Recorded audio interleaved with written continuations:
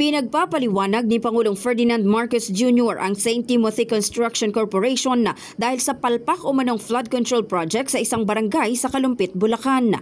Ayon sa Pangulo, questionable ang kalidad ng flood control protection na ginawa ng kumpanya sa lugar dahil nalulubog pa rin sa baha ang barangay kapag maulan at may bagyo.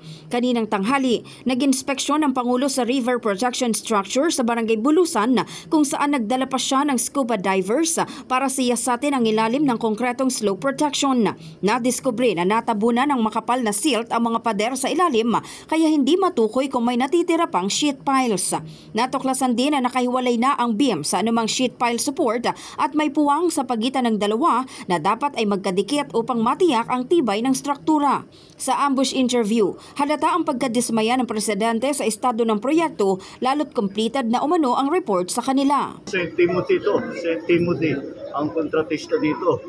Kaya titingnan natin, kailangan pasagutin natin kung bakit ganitong ginawa nila. Mas mabuti pa, dapat pumunta sila rito, pakita nila gano'ng kahirap ang buhay na binigay nila sa mga kababayan natin. Ang pira. This has been going on for years.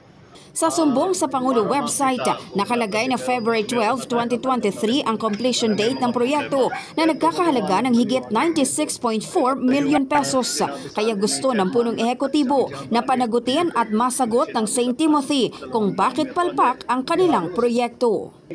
What possible excuse do they have for not doing this? Hindi ko maisip. Dredging pa dapat. Tapos, eto pa.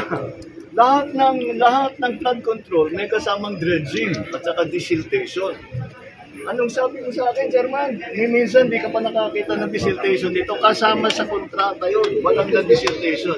Ang St. Timothy Construction ang ikatlo sa mga kumpanyang may pinakamaraming nahakot na flood control project sa nakalipas na 3 taon at iniuugnay sa natalong kandidato sa pagkaalkalde ng Pasig City na si Sara Diskaya.